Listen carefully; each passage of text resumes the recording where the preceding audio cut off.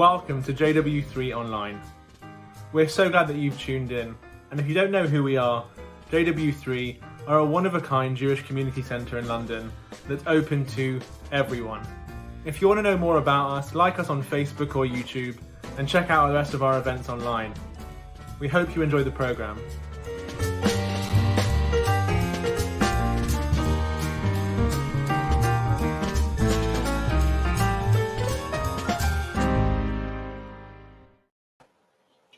Hi everyone, and welcome to our first Young JW3 book talk. Tonight we're on with Angelica Malin, where we'll be meeting young Jewish, and so in this series we'll be meeting young Jewish authors and exploring their recent publications. My name's Esther. I'm a member of the JW3 Young Advisory Board and also just very active in the world of young Jewish leadership in the interfaith world. And so tonight, I'm so pleased to be speaking with Angelica Malin, founder and editor-in-chief of About Time and so many more things. And she also just released her first book, She Made It, the toolkit for female founders in the digital age. I've already read it cover to cover. And so, hi, Angelica, thanks so much for joining us. Hi, thank you for having me. I'm honoured to be the first in your lineup. I'm so pleased. Well, before we kick off and kind of hear everything about you, I just want to tell our audience that we actually also have a present for you, aside from this beautiful chat tonight. You're all in for a chance to win a book for you and your friend of She Made It.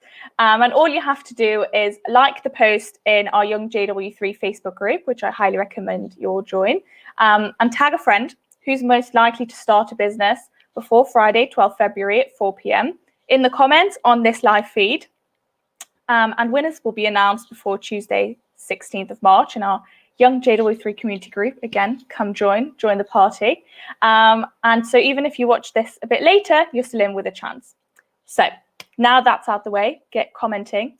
And now I'm so excited to speak with Angelica. So Angelica, let's just start with you introducing yourself.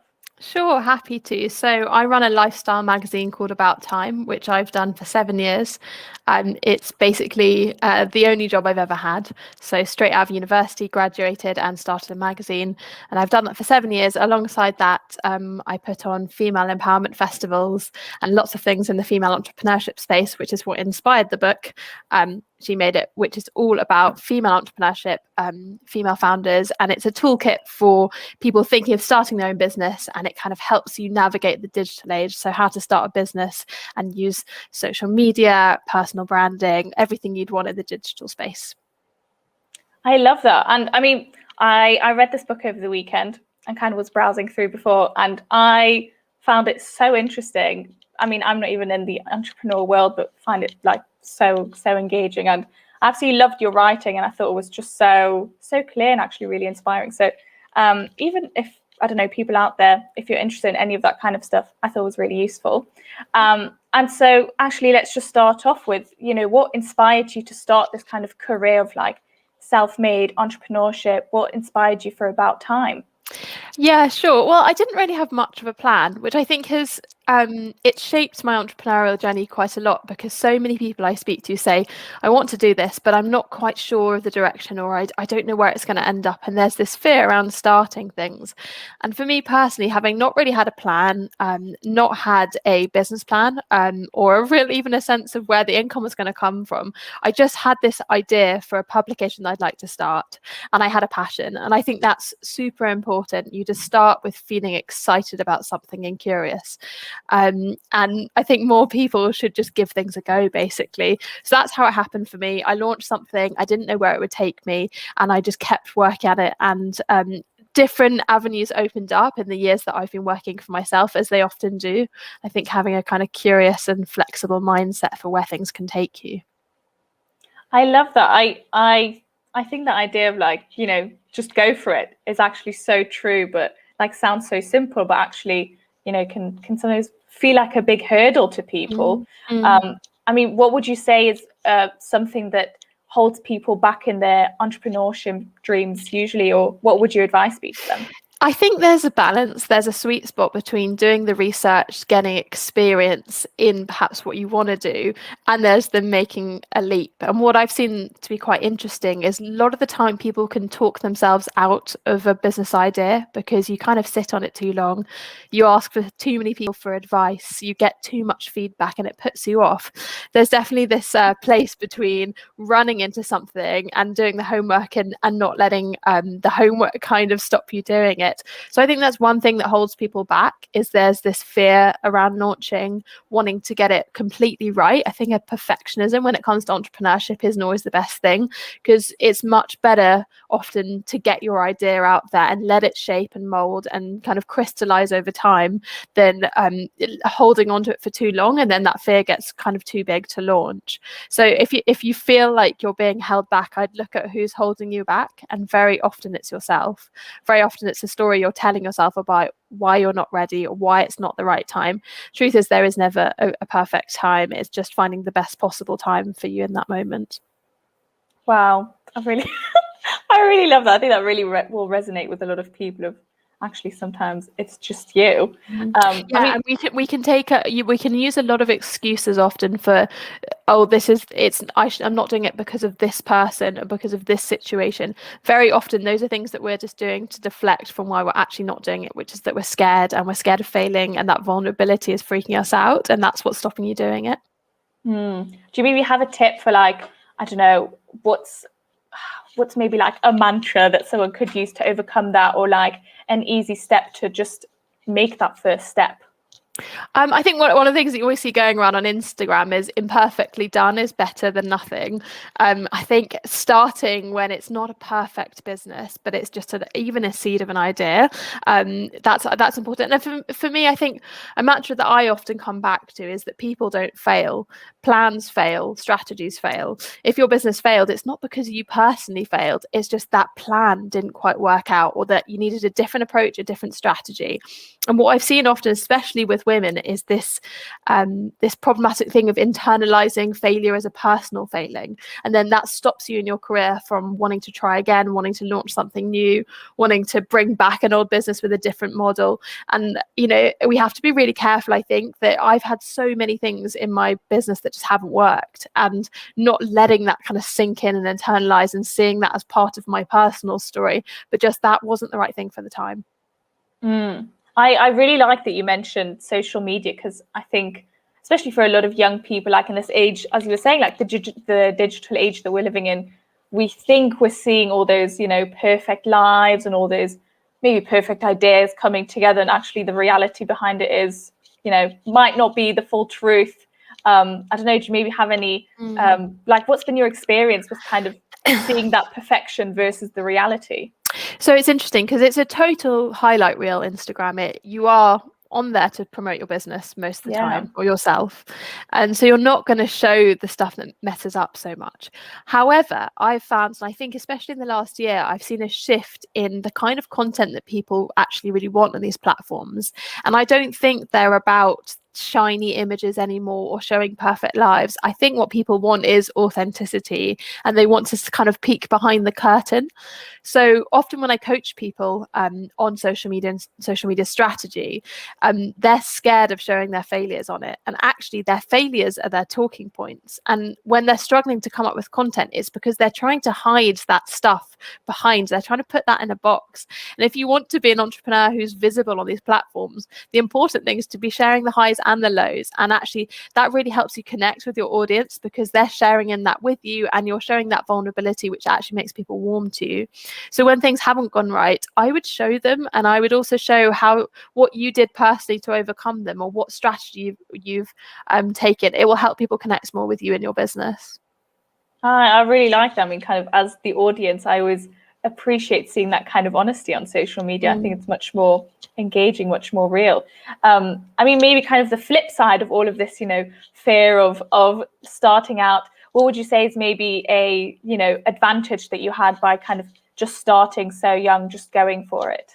I think it had a lot of advantages, actually. I've noticed as you get older, you get more fearful. You become more scared of taking risks. I think that, the older we get, that we get kind of nervous about starting something. Or I think it's related to an identity thing as well, is that when you've done a couple of years in a career, for example, or a particular industry, and then you decide that you want to launch something, you want to take it in a different avenue, there's like an identity shift that happens within you, because you're suddenly saying to the world, oh, actually, I'm doing this, or actually, I'm not that industry, I'm not that job title. And that's quite scary. And I think the advantage that I had was that I started fresh out of university and was like, here I am, I'm a business owner. And it's almost like, that pretending to be an expert when you're really not at a young age has its advantages, because you haven't got an identity yet. You can just decide your story. But there are a lot of disadvantages too. I think had I have had a couple of years experience in business, I think learning on someone else's time, I probably would have saved myself quite a lot of mistakes along the way. And you do learn from them, but I think there's an advantage to working in the industry that you want to create something in for a while. Oh, I really like that, kind of the pros and cons, which I think are probably, in most professions or avenues that you'll choose. I mean, you mentioned before, obviously, about time, but then also social media and coaching. So really living that, multi-hyphenate life, which I think is becoming more and more, more and more popular, more and more acceptable. What's been your experience with kind of being a multi-hyphenate entrepreneur? How do you balance that? Yeah, I think it's been interesting, especially in the last year, when people have found themselves having to pivot into different things because their traditional business or their career isn't possible at the moment. So I think in the last year with the pandemic, so many people have had to pivot into new things and take up a multi-hyphenate approach. There's a couple of things I'd say on it. One is that being careful to not to wear too many hats. I've definitely been at points in my career when I've been trying to do too many things at once, and you can kind of dilute your own personal brand and message. So whilst it's amazing to have a kind of portfolio career when you have lots of things going on, I wouldn't have like more than 3 or 4 things that were your expertise. So that's one thing I'd say. And then the other one is, especially in the last year with the pandemic, when people are struggling to work out what they could be doing now, I always say to people, even if you have a career that it isn't possible to do right now, or you had a business that failed, work out what skills you acquired in the course of doing that. What have you actually learnt, and how is that something that you could then sell to people? So one of the reasons that I started to do PR and social media coaching for people in the last year was I realised, having been on this side of journalism for so many years with people pitching me their ideas, I actually had a really good scope of what was a good story. And similarly with social media, having built up about time to about 100,000 across our channels, I had a good sense of what social media content strategies actually work. So I was able to position myself as a consultant. That wasn't something I would have done kind of pre-pandemic. So sometimes it's just looking at your own skill set, and it may be you're not able to do the thing you want to do at the moment, but there are other things you can do with what you've learned. I really like that. And I mean, actually, maybe at that point, a question to the audience, what maybe over the pandemic, have there any skills or any ideas that you've had that where you would like to branch out? Maybe you have started with a business, maybe you have some ideas. We would love to hear about it. Leave them in the comments. We can see all of them. So, I mean, I guess I'd also like to talk about your book, which is obviously JW3 Book Talks. So maybe you can tell us a bit about, the process. What's the process like of publishing a book? Yeah, definitely. So I was in a fortunate position in that my publisher, who I went with, was looking for a book in this space.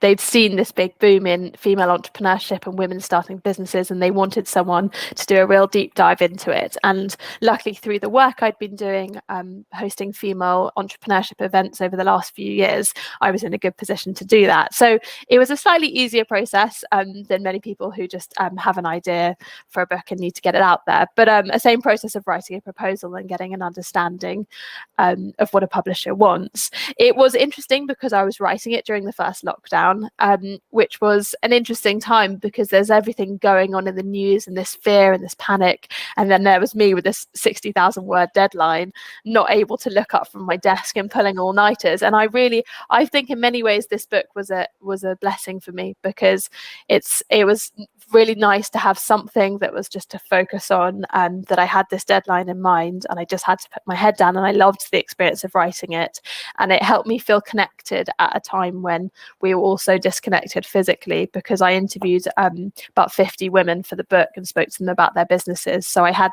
all those interactions about what people were going through. So it was a very interesting time to be writing it.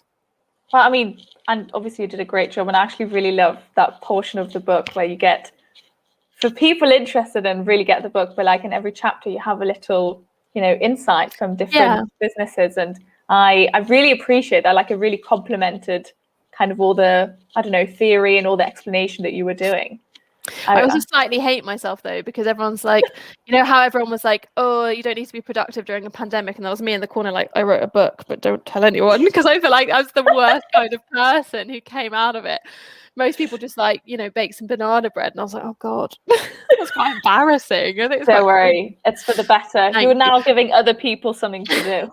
But the case studies, I think, were important, because what I wanted to show was that women with all kinds of different experience, different backgrounds, start businesses. Some people raise investments, some people don't. Some people do it when they have kids, they do it later in life. It's just such a breadth of experience. And I do think we have too much of a focus on young entrepreneurship sometimes, with these Forbes 30 under 30 lists. And what I wanted to show was that everyone starts businesses at all different stages of their lives and overcomes different hurdles to do it. And that's why I wanted that diversity of voices. For sure. Oh, I really love that. What was the experience like of, I don't know, throughout this process, kind of getting to reflect on your own career? Did you find that came easily, or did you have to really think back to your whole journey? Well, it's funny with writing a book, because a lot of the stuff that you're talking about comes up for you as an issue when you're talking about it. So when I was writing about imposter syndrome, for example, I was sitting there writing about how to overcome it. And I realized I'd been sitting feeling like an imposter for like 2 weeks whilst writing that chapter.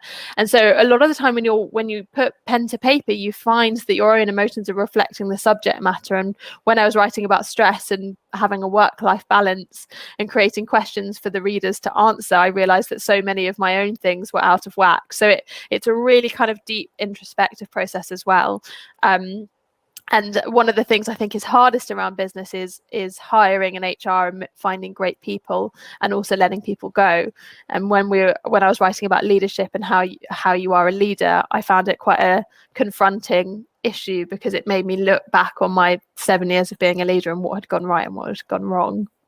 Very interesting. I can only imagine what that's like, kind of sitting with all of those thoughts at once. Yeah, you have those moments where you're like, who am I to be writing a business book? And I just was sitting there being like, I was eating chocolate digestives in my trackies at like 2 a.m. But, at the same time, it represented what I believe is that entrepreneurs look different to everyone, and different reasons for starting your own business. And one of mine was an ability to do my job whilst wearing trackies and eating chocolate digestives at 2 a.m. Oh, I really like that. You mentioned about kind of, everyone has their different journeys, and especially now through COVID, I think some people have taken that as like a real leap. Some people have taken that as a bit of kind of a bit of a pushback. I'm wondering how, maybe aside from the book, obviously, but how has COVID affected you and your work, and also maybe any advice, how do you think people can continue to pursue their dreams, or kind of in that world of entrepreneurship during a time like COVID, where it seems to move slower? Well, I don't think any business is untouched by what's been going on. I think businesses of every size and kind have been touched by it. For us personally, there were 2 big challenges. One is that I run a lifestyle magazine that's about things to do, and obviously we can't leave our homes. So that has been a challenge in terms of content. And then the other challenge is around events. So one of our main income streams was hosting ticketed reader events, which we weren't able to do. So we were kind of looking at ways to pivot around those 2 things. On the content side, it's been a real journey and a learning that it's so important to build up trust with your audience over a long period of time. So I think, having done about time for the time I have, and connected quite deeply with our audience, when we did want to change the content we were offering, people were quite on board. So they were still reading it and engaging and sharing our features, but we were just trying to innovate with things that you can do at home and what kind of content people would want at home. So we have managed to pivot successfully, although I feel like every time the government changed the rules around things, we'd have to come up with a whole new content strategy around it. So it has been challenging at times. And then on the event side, we have done virtual events. I think it's a hard market because when you don't have that face-to-face with people and you can't offer the same level of networking, I think it has been challenging. But we're putting on a virtual festival of female entrepreneurship in March. So it's still possible, but I think it's coming up with ways that you can still feel connected to people, even if you're all in your separate homes. In terms of advice for other people during COVID, I think one of the kind of benefits of the time that we have now is very often you are caught up in the running of your business or the day-to-day of your career, finding through your to-do list, trying to be productive, trying to fulfill the business. And what you don't always get is the time to work on your business rather than in it. And I think where there has been space opened up in the last year is that ability to actually think about your marketing, your comms, your social, what messages you're putting out, the ethos you want your business to have, all that extra stuff, which actually shouldn't be an afterthought, but very often can when you've got orders to fulfill or clients to meet their needs.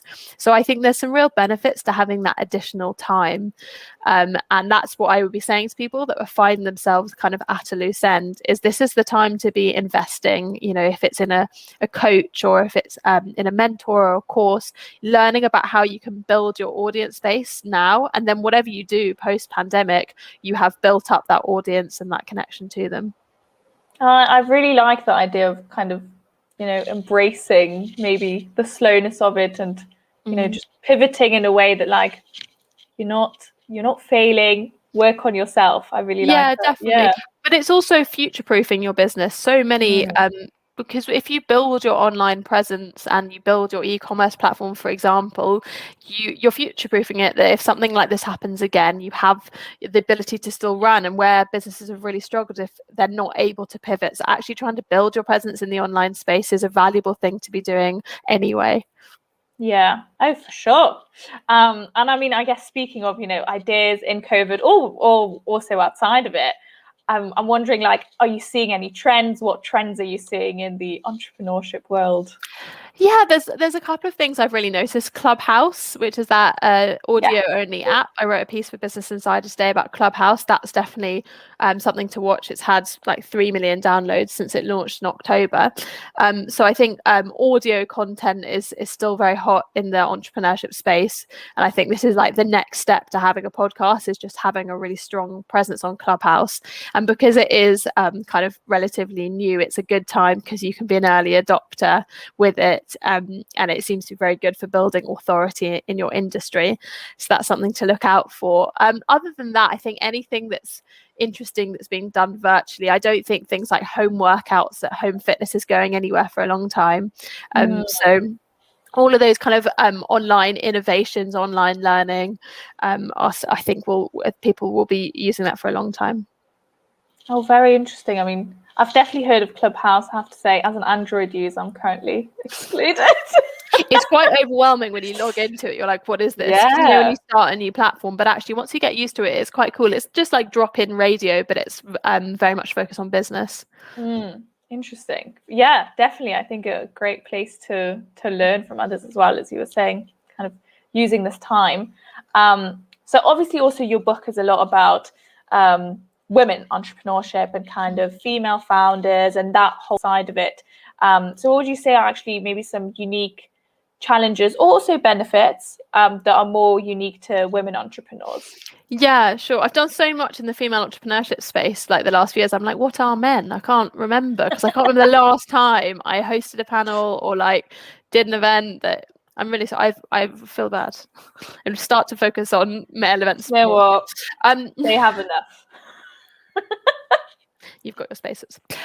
So the main things that I would say I've noticed are around raising money. So it was definitely an important focus in the book, but around raising investment, that seems to be across the board more challenging for women. I think it's two-part. One is less female founders actually go up to get investment. So there's an issue there around confidence and education on what investment is available to you. that's that's one part of it, is that less women just go for it, and then the second part is that less women get investment. So in the book I explore different avenues for investment and advice from people who have done raises, things like crowdfunding as well. Are like crowdfunding is the most popular way of raising investment for female only founded teams, but also VC investment. But there's definitely misogyny there when it comes to female owned businesses, and I was kind of shocked by a lot of the stories that I heard from female businesses who went for investment and the kind of reactions they get. There was a lot of talk around like not really getting it or not really understanding the concept because it wasn't things that they could connect with. So there's a kind of sexism in that a lot of the time because most VCs are male. So I spoke to Tanya Boller, who founded LV, which is a femtech business, and they did the largest femtech raise in history. They raised $48 million, and she was just going in, and she said to me, you don't pander to it, you don't say you show the stats, you show why it's needed, and just because a male investor doesn't quite get it, that isn't a reason not to invest. So it was kind of having that strength. Benefits wise, I think there's a real community around female entrepreneurship, and I think that's an amazing thing. There are so many spaces for female founders now. There's events, there's membership platforms you can join, and there's just so many places you can go. And I think we've done such amazing work to counteract kind of the old boys club, and I think we have so many girls clubs now, and I think that's a really beautiful thing. So I think there's some real benefits to being a female founder. I really love that. Actually, again, maybe a question for the audience, regardless if you're an entrepreneur or not, woman or not, what kind of networks are you in? What networks have you found that maybe helped you in your professional, in your kind of personal career, in your growth? We'd love to hear kind of what girls club, what guys club are you part of? What's really pushing you? And so you mentioned obviously a big part is fundraising and that kind of support. Do you maybe have some tips, again, especially maybe in the world of kind of as a woman entrepreneur, for fundraising or even just support? Yeah, I think some of the more interesting stuff I discovered through writing the book was that majority of the women I spoke to who'd raised had a co-founder. I think there's something in that co-founder relationship that helps strengthen you emotionally. So it gives you the confidence to do something. You've got a kind of partner in crime to support you when it's difficult. And also it seemed across the board that when women went into pitch for investment, if there was two people, they seemed to seem like a more safe bet. So it tended to be that investors preferred kind of co-founder relationships rather than solo founders. So that's something to think about. If you've got an early stage idea, you may want to find someone else to partner up with. I think it can be a real benefit. And then the other thing is just having a really clear business plan, going in and showing an investor what they're going to gain from it financially, and then showing your passion. So many people have ideas, but if you are passionate about something and you can really show that passion, that's going to help with that connection. I really love that. I mean, I guess also what's been your experience with, because you've kind of been a solo founder, especially starting out, I don't know, from also speaking to people, what's the experience of kind of co-founder versus solo founder? What maybe works better? They both have pros and cons. I think if I was to do it again, I would have a co-founder on some bits of my businesses, but not everything. I don't think that would work for me because I personally like having autonomy and control over stuff. But I think there are some real benefits from the support network. I think if you're going to be like me and be a solo founder, what you need to essentially do is create a co-founder relationship in lots of different places. So have people that are support network for you that you can pick up the phone to and kind of pick their brains over problems. So what's really helped me is finding other female business owners who kind of similar age, similar stages of business, who we've created like a little network together. You just need someone to like have a glass of wine with at the end of the day and talk through your work problems, and it to be like a space where that's okay and not to like bore all your friends. So basically having like co-foundery kind of work friends, that's the only thing, is you just can't do this journey alone. You can do it with a business partner, or you can do it with friends who are also kind of business partners in their own way. So as long as you have some sort of support in place. Very true. Very good point actually about kind of having that specific support. Otherwise you just end up boring your friends and then they don't want to see you anymore. Yeah, which kind of happened to me, and then I was like, need to stop doing that because they don't care about my work problems. So you need to have friends that do care about your work problems because you help them with theirs as well. For sure, totally makes sense. If anyone who knows me is watching, you're very welcome to complain to me about that stuff. I'm interested. So I guess as you're saying, you know, it's a lot to start a business either by yourself or even with a co-founder. It's a lot to shoulder, a lot kind of by yourself. Part of that is obviously a lot of PR, like having to like generate all that kind of content yourself. Do you have any tips for content creation or social media, especially as this is one of your things? Yeah, sure. So with Instagram, I've noticed in the last year or so, it's really shifted as a platform, like I mentioned earlier, from being a very glossy place to more information led. So I think if you're thinking about how to build a content strategy on Instagram now, you need to be thinking about what kind of value you can bring to your audience, just beyond kind of pictures, but actually what information, tips, insights, what journey can you take them on. It's about stuff that they're going to save and hopefully share. So think of the value your content provides. And then my second tip on social is to try and show your face as much as possible. It's something that I see time and time again with the people that I coach, is that they're really nervous to kind of talk to camera, to put photos of themselves up. It's not for everyone, but if you do feel like it would fit with your brand or the work that you do, doing things like Instagram lives, filming kind of short IGTV videos, anything you can do on stories, it just really helps with that connection with your audience. So kind of get over that fear. A lot of the time that fear is not valid. It's just like an imposter syndrome fear of, oh, people aren't going to watch them, or they don't want to see me, but actually they do want to see you. And if you don't show up for your audience, they're not going to be able to show up for you. That's a good kind of phrase to remember. I really like it. So I guess on the flip side of constantly working, constantly hustling for yourself, how do you have more of a work-life balance when starting out? Kind of, you know, you need to be sustainable for yourself as well. I feel like every book will tell you to have a structure and to like put down your phone at 6 o'clock and all this kind of stuff and put it on airplane mode. I think that stuff is useful, but I also think that what we need to do is get rid of some of the corporate conditioning around what work looks like. And it may look like a 9 to 5 for you, but it also may not. And a lot of the time I find when I look at why I feel guilty for working in the way that I do sometimes, it's a kind of corporate conditioning where I think that work should look like this. Then actually, I really like starting very early, sometimes 7:30, 8, working through the morning, and then like I'm not good in the afternoon, and I'll often chill a bit in the afternoon, and then sometimes I pick up my laptop a bit later in the evening, and that works for me. It works for me energetically. It's actually how I'm more productive. And actually, I think we all need to be more relaxed around work-life balance and think of it more like work-life integration, that we don't need to have this fine divide between the two. We can learn to integrate them in a way that works for us. And, you know, a lot of the women that I spoke to in the book were starting families or had been inspired to launch a business because they'd had kids and they realized that their previous career, their previous way of working just didn't work for their kind of family life. So if we think about integration, I think it takes a lot of the pressure off.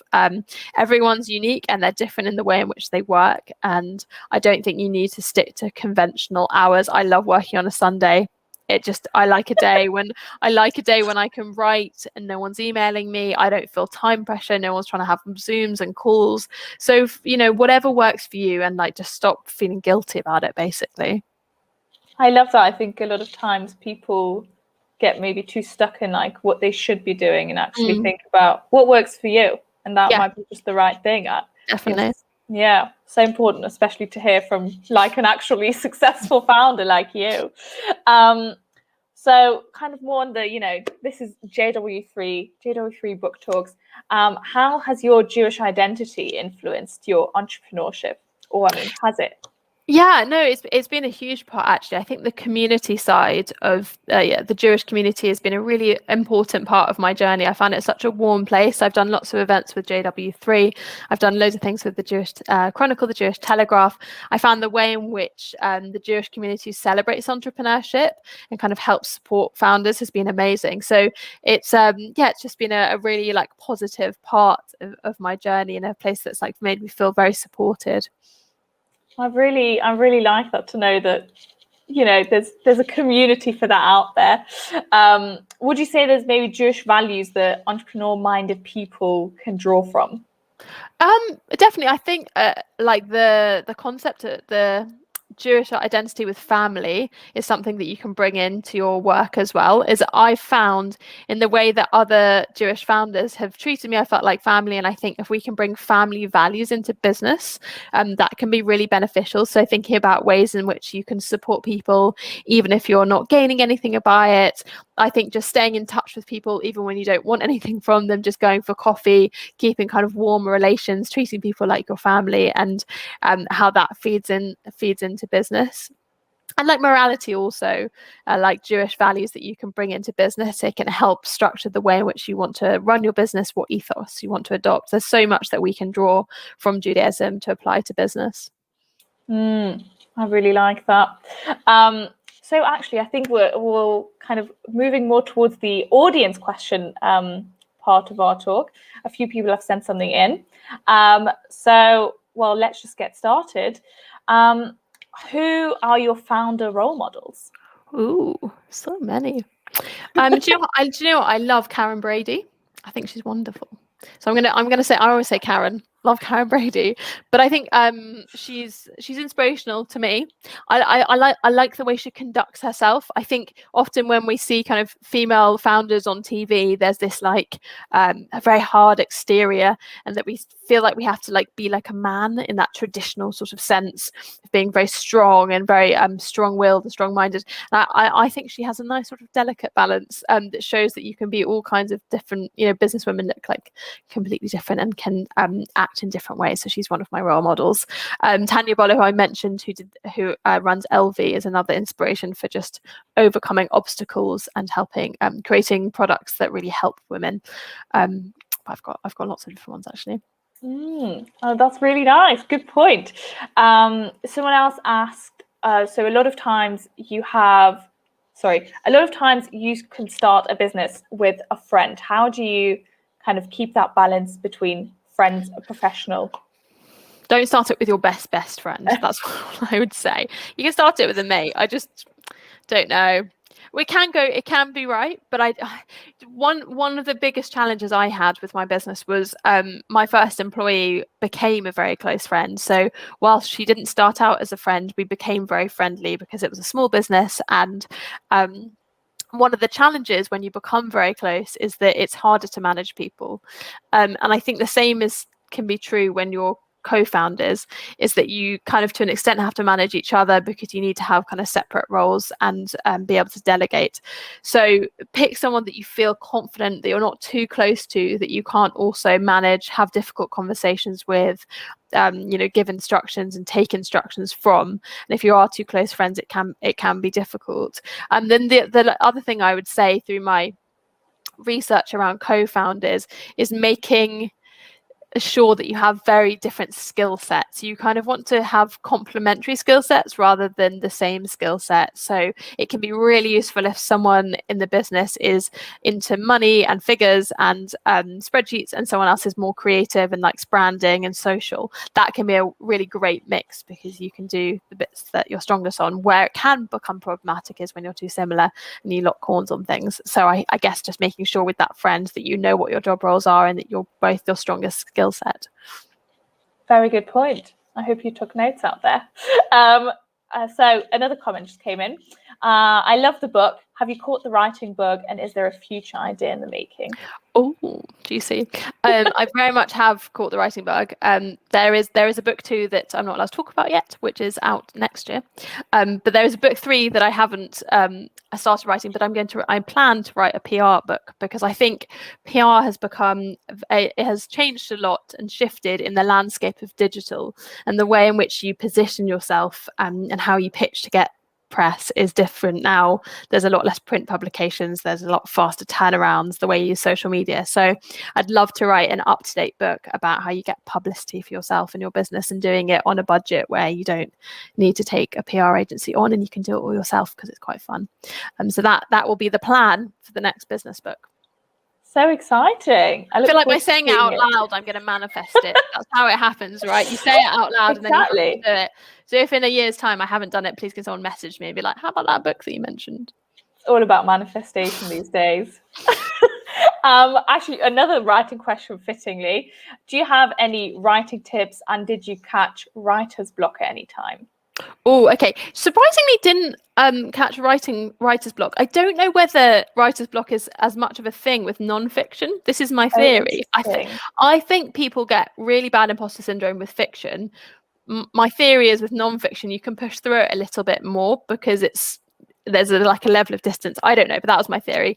I didn't get too much writer's block from it, but I had a very tight deadline, so I think it was partly like I just don't have the time to to get writer's block. Tips for it, I would say, is finding when works for you best writing wise. So a lot of the time people just feel like they have to write all day, and then the quality of what they're writing, because they're trying to force themselves towards a word count in the day, just starts to go downhill, and then you spend so much more time in the edit that actually it's just not a productive way of working. So whilst I don't think you should only write when inspiration strikes, I think understanding when you write best and then committing to that. So I write best at 7 a.m. My other tip would be there's a wonderful group called the London Writers Salon, which is at 8 a.m. every morning. It's on Zoom. It's free to join. Around 300 people do it every morning. And essentially, everyone goes on Zoom, on video, all on mute, and everyone just writes for an hour, which sounds bizarre, but I think it's one of those things that just really helps with accountability, because the founder of it says you can do anything when you come. You just can't. You can stare out the window, you can do nothing, but you can't do any work that isn't writing. So you have to just come and write or just stare out the window. And that actually really helped me, because I just had an hour where I had to show up. And after a while, you just think, oh, everyone else looks like they're writing, I should probably write. But yeah, just trying to find your own time that you write best. I also just like writing like late into the night. It makes me feel quite sort of eccentric. Quite fancy. I love that. Yeah. That's such a cool idea of the London Writers Salon. Yeah, it's amazing. Yeah, if you just Google it, you can sign up and you'll get sent the link in the mornings. Although I have to say, 7 a.m. writing, not really my vibe. But well, look, it's what works for you. But I like to watch Married at First Sight Australia at 3 p.m. So I have to write in the morning. You do you. That sounds great, though. I'll definitely have to check that out. So I think we'll end off with one last question. From me, I've added it to the comments. Can you share a lesson that you've learned throughout your startup journey? Oh God. Okay, I think my main lesson would be that the hardest thing about business is people. So working on your people skills, because the only way you're going to build a great business is with people around you who work hard for you, feel inspired, wake up wanting to work for you. So working on those leadership skills is super important. You can have the most amazing business concept in the world, but unless you have people that you can delegate to who are going to do an amazing job, it probably won't work. So look at yourself as a leader and learn people skills that are going to help others feel inspired for your business. Oh, I really like that. That's a really nice note to end on. Thank you so much, Angelica. Very welcome. I had the best time talking to you. This was so interesting. And I hope everyone else out there enjoyed it too. Again, feel free to leave a comment. So again, to all of you out there, thank you so much for watching. Don't forget about our giveaway. Again, if you want to find out more about it, you can just read about it in the post in our Young JW3 group. And if you enjoyed tonight, buy She Made It, the toolkit for female founders in the digital age. We both got it. Get yours.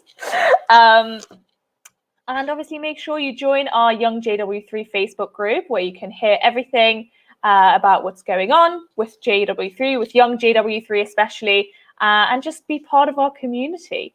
So thank you again, Angelica. Thank you to everyone watching, and we'll see you all soon. Bye. Bye.